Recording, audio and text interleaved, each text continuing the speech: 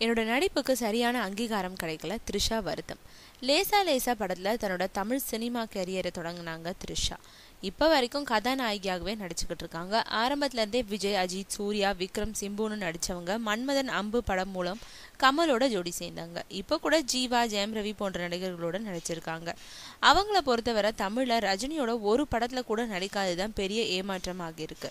மற்றபடி தமிழ், தெலுங்கு, மலையாளம், கன்னடம், ஹிந்தி வர ஏராளமான படங்கள்ல நடிச்சிட்டாங்க.